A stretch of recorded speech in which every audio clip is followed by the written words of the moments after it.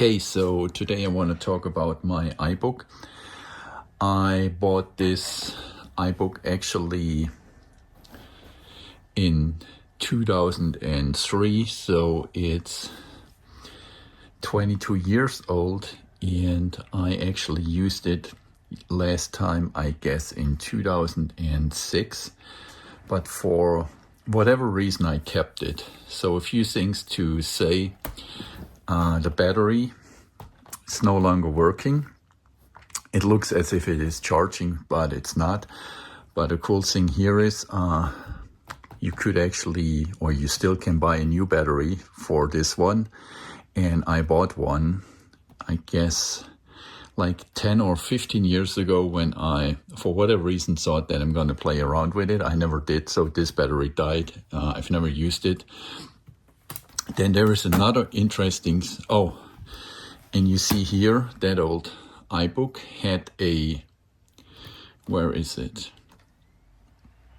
Should appear soon, has a little light somewhere here which tells you it's idle. We just seen it on the video. Now it's gone. Maybe it takes a while. I'll try. You see here, this one. Also, what's interesting, you see that the Apple logo is still illuminated. Then another thing, this one does not have Wi-Fi, but what's pretty strange with these old iBooks, you could actually lift the keyboard like so. Not kidding. So you could lift the keyboard, and then you see here, you could actually install a Wi-Fi card. So mine came with 800 MHz PowerPC, 128 megabytes of RAM. I upgraded it at the time to a total of 640 megabytes, and it has a 30 gigabyte hard drive and a CD, which you see here. We can zoom in a little bit. So there you can kind of see it. Let's put the, by the way, it's pretty scary with that keyboard, so I recommend not to do it that often. And okay, it's in here. Got a CD in here. Now the cool thing about this one is it actually can also run Mac OS 9.22, so the classic, the old Mac OS. As far as I know, this is one of the last Apple PowerPCs which was able to have like the dual boot system. I've never actually upgraded the OS on this computer because you might not know, at the time Apple was charging more than $100, or in my case, because that's a German model, as you can see on the keyboard, I bought that when I still lived in Germany, and so Apple charged more than 100 euros for each and every new release of the OS. So I could switch it to English, but we actually don't have to do this. So you see we have 512 megabytes SD RAM in here, and then the original 128. As you can see, and then we have a PowerPC with 800 megahertz, and the OS system we have on this one is Mac OS 10.2.8. That is actually also the Mac OS, the original one. And now, as I said to you, this one, and then of course you see it got, by the way, funny thing, and I'm going to show you this now. So this computer still had a modem port, and so you could actually here have a telephone dial-up connection. Remember, it was 2003. Then you have an Ethernet. Then I guess this one was FireWire. I've never used it. You have two USB ports. I tested them yesterday, so I plugged in a external DVD drive that worked pretty much fine. I guess that's a micro VGA adapter, which I don't have. And then you of course have a headphone out. That's for the fan. and it has a resolution of 1028 by 768, but let's just check and reconfirm that. So we might see it when we go to devices and volumes. We don't see that here. I guess it's somewhere else in the settings. Let's go to system settings, and then monitor, and then we should actually see the resolution. So yeah, you see it's 1024 by 768, and it has a total of 16.7 million colors. And so that's basically one of the early Mac OS X's. So I guess the second version of it. And what's funny, you see here, at the time you could still have the Windows Media Player. And then also, of course, it's had iTunes, which I'm not sure when Apple retired iTunes. I guess it's only a few years ago. And then, fun fact here, at the time, 2003, I guess I had AOL. So with this, you could actually dial in. So that's basically really frozen in time. So the latest update on this computer was like in 2006. So it's a bit like a time capsule. So you see, we had AOL. I wonder if that would still work. Most likely not, because I guess that's a pretty old version of the software. And also the Internet Explorer 5.2. That's pretty vintage. And then we have Safari, and I'm pretty sure it's a super old version of Safari as well. Let's just see if we can find out what version we have about Safari. Oh wow, that's Safari 1.0. So I'd say that is the most basic Safari ever, because it's 1.0. So you see, I did not do a good job in updating this one. But then next one here is called iChat. No clue what that actually was. I mean, it name tells it, but I have no clue what it did. A software called Sherlock. Yeah, I am not sure what Sherlock actually was used for. I have forgotten that because, as I said, I didn't use it for a long time. Then we have a state-of-the-art Microsoft Word for that computer. And remember, that's still a classic hard drive, so no SSD stuff like that. So it takes a while to load. And up here you actually see that we could still make a dial in or dial up connection. And now what I want to show you actually, and that's why I'm gonna actually keep that computer, it's because of the old Mac OS. So you can go here for start volume, and then you could actually choose between the Mac OS X, the old Mac OS 9.222, and network start. But we are going to boot into Mac OS 9.22.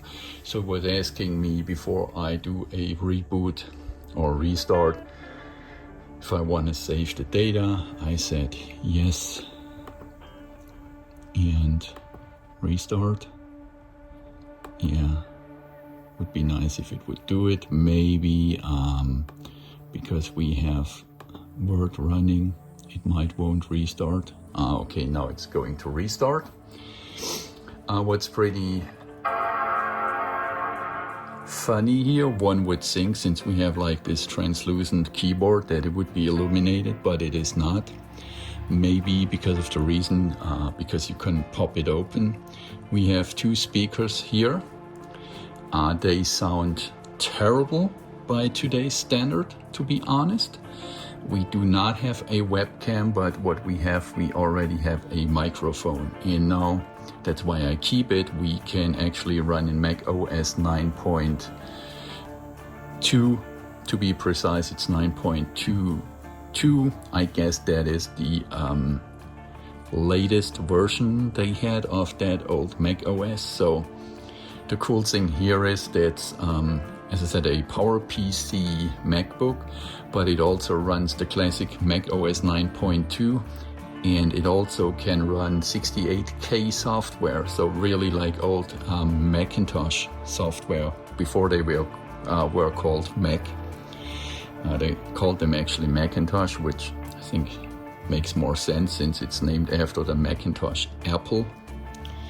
I'm not sure if Steve Jobs liked the Macintosh Apple or Wozniak.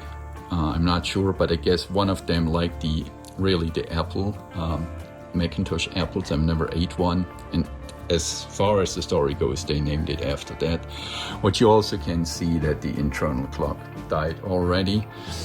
And funny thing here, I don't know if you're a little bit older like I am. Remember Netscape at the time where the browser war was still not decided and not everything was just a Google. So there was still Netscape. So I guess at the time I used Netscape. So we are not connected to the web right now. I should say you see it here in the corner. This one has an ATI graphics card before ATI became AMD. So we had this ATI graphics card in there, and then you really see the classic, I'm zooming in on the screen a little bit more, the classic 9.22 Mac OS. Right now it tells me that the date is 1973 because the internal clock does not work anymore. You can also see that we have a lot of really vintage software on here. And I just want to demonstrate, maybe I still have some old, I am not sure, 68K software, and maybe we can really run a pretty old.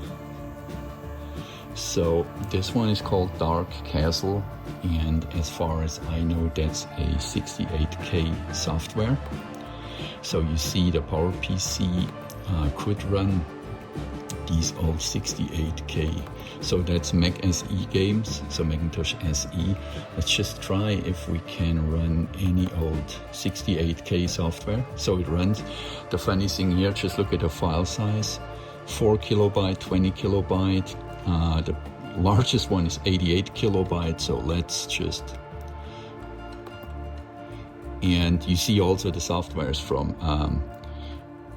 1987, for instance, so it's pretty old. And now let's just see if it runs the old Mac SE software. This one. Ooh, and now we crashed it. But I can assure you that beside that crash, usually it would work. And unfortunately, the Go software crashed my iBook. Let's see what happens. I forgot how long we have to push here to restart it. And that kind of worked. Well, then you hear the boot chime again, and let's just boot that up again real quick before I finish that video. So really, it's a iBook with a PowerPC with 800 megahertz, 640 megabytes of RAM. Came originally with just 128 megabytes. I know it's kind of a joke nowadays, but honestly at the time it was not much RAM as well. That's why I've upgraded it to 512 with an extra 512 megabyte. Honestly, I cannot remember too much about it because that's, as I said, 22 years ago when I bought it. And a little fun fact, at the time in Germany, in the town I lived in, Stuttgart, there was not an Apple shop, so I had to buy it at a shop, I guess it was called Crevice Computers. And the Apple shops popped up later, at least in Stuttgart. I don't know when the first Apple shops were in Germany, but at the time you could just buy it from that Crevice store. Remember, internet was a thing in 2003, but buying online a computer, I guess I would not have dared it at the time. So I pretty much drove to the dealership called Crevice, and as I said, there was not an Apple store. I'm not sure if that company is still around or not, since Apple has their own stores. Memory upgrade was kind of expensive. As I said, you couldn't get it online at the time, so you really had to buy it at the dealership. So we do not want to run the 68K software, at least not that one game which crashed our computer. Let's just see about that Mac. So that you see, it's Mac OS 9.2, and it says 640 megabyte of RAM, and then we still have right now, it uses just 49.9 megabyte right now, and we have a free memory of 595.4 megabyte. And so you see, I guess in 2001, that was the latest release date of the classic Mac OS, because it reads 1983 to 2001. That sounds okay to me, because I guess the first Macs were released in 83. So this is kind of a really nice time capsule, which, and I just found that, or let's put it this way, I just moved that 11 years ago when we moved to the States with me, and I actually never used it since that. But I want to dive in a little bit more into it, because not just of the old memories, but just because of the old Mac OS 9.22. At the time when I bought it, I was just keen on Mac OS 10, right? And I still use Apple's, and I have the latest Mac OS running, but now I'm actually more interested in the 9.22. At the time I didn't care about it, but now I think it's kind of fascinating that I have an old vintage computer with a CD-ROM drive where I actually can run all the old Mac OS software. So I'm going to do an updated video maybe in a few weeks, in a few months. I'll actually try to get hold of a copy of Mac OS Tiger, as far as I know it's called. That's the Mac OS 10.4. That's the latest version this one can run. And I guess it runs a little bit faster then. And then I'll also try to bring it online, not for updating, but just for fun, trying out if there is still a browser available, which could actually run nowadays on this 22 years old computer. As always, thanks for watching.